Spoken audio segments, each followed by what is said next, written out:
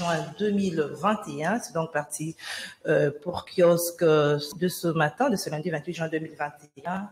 Madame, Monsieur, tout d'abord, les titres de jour. Forum des As. Bien de première nécessité, la FEC dénonce l'imposition de prix.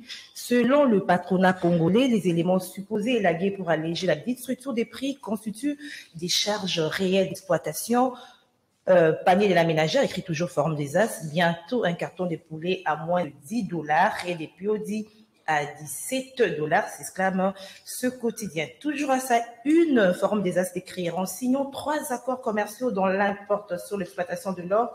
Kinshasa et Kigali privent les groupes armés de leur source de revenus. La relance d'écrire ce matin, Tshisekedi Kagame, les questions sécuritaires restent prioritaires. La référence plus, coopération bilatérale RDC-Rwanda, 3 accords signés pour le développement de deux pays, toujours à sa une. La référence plus d'écrire après concertation avec les opérateurs économiques du secteur, les gouvernements baissent les prix de certains produits de première nécessité. On reste avec la référence plus avec ces titres. Béni 2 blessés dans l'explosion d'une bombe d'une église catholique. Alerte plus, toute la vérité sur la rencontre Joseph Kabila, Fayulu et Mozitu. On termine avec le journal L'Oranger qui titre, selon le secrétaire général Augustin Kabouya, l'UDP se prépare pour ne plus faire des arrangements en 2023 et obtenir déjà la majorité. Voilà, c'est les titres de journaux que nous avons reçus ce matin. Nous avons 3 invités dans ce plateau de kiosque. Eric Wimba, bonjour.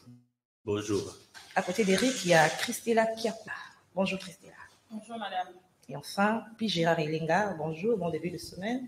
Bonjour madame Gisèle, bon début de semaine également à vous-même, à Christella et à Eric. Si vous le permettez, je voudrais aussi m'acquitter d'un devoir très pertinent en ce qui me concerne. Je veux m'incliner devant la mémoire de mon chef hiérarchique, le directeur général de la RTNC, M.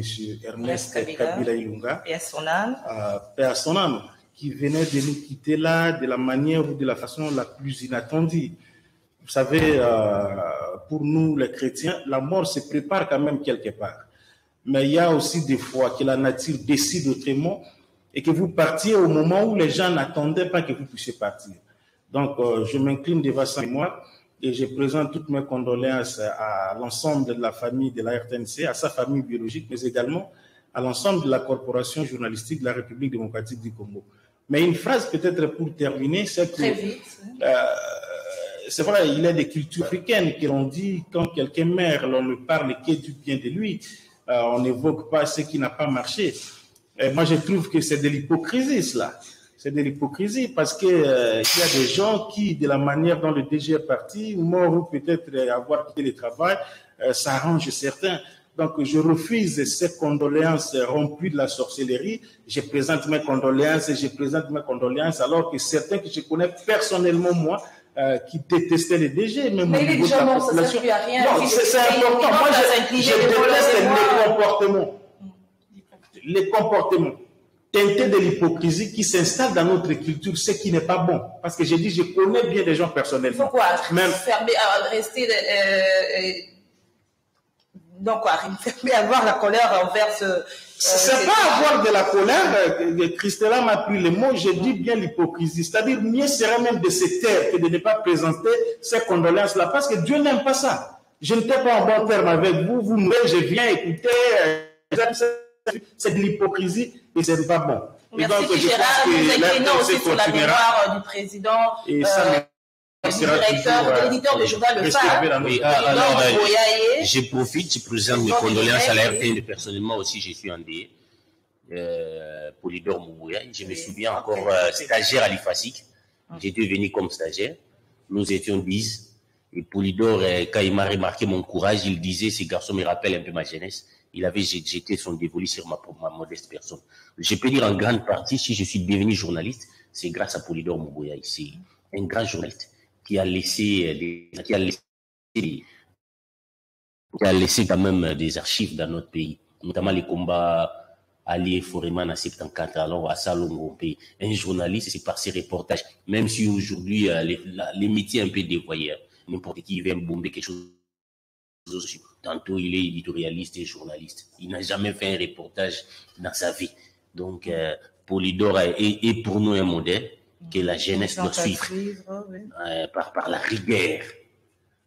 Alors, vous venez, vous dites, non, vous avez pris un tel son de cloche, il faut aussi prendre un autre son de cloche. Ça, c'est ce que j'ai appris chez Polydor. Donc, le respect de la déontologie. Le respect de la déontologie. Lui-même, il était président de l'OMEC.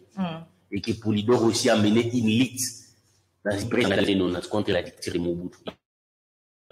Il était arrêté. J'ai eu même témoignage qu'un de ces journalistes devait être arrêté. Mais pour les protéger, Polydor, à l'époque, avait préféré faire la prison à sa place. C'est vraiment les symboles de la liberté de la presse. Un grand baobab vient de tomber. Donc, les hommes peuvent mourir et disparaître, mais cette flamme-là, de faire cette presse engagée pour la démocratie, la liberté, la bonne gouvernance, nous qui restons, nous devons continuer. C'est pour moi une bonne manière de plairer celui qui est pour moi un mentor, un père. Merci, personnel. Mais alors, on prend le premier sujet de ce magazine d'aujourd'hui, réduction de prix de produits surgelés à Kinshasa. La FEC saisit le gouvernement pour dénoncer que les concertations avec le ministre de l'économie n'avaient pas pris fin. Je pense par Eric Ouemba, alors que la population, l'opinion saluait déjà cette annonce et la baisse de prix des surgelés. Voilà qu'il a la FEC apparaît pour dire que les concertations n'étaient pas finies. Quelle analyse vous faites par rapport à ce bras de fer FEC et gouvernement au sujet des prix des surgelés, la baisse? Madame, chaque jour qui passe, nous sommes en train de vivre les déboires d'une alternance alternative dans ces pays. Vous savez, on a pris dernièrement des mesures irréfléchies. Quand on parle du conseil des ministres, le président le préside, le président a ses conseillers, les ministres ont leurs conseillers au niveau, il y a tous les groupes d'études. Pour que quand une décision soit prise, nous supposons que cette décision a été réfléchie. On a pris une décision ici sur les Covid, ça a provoqué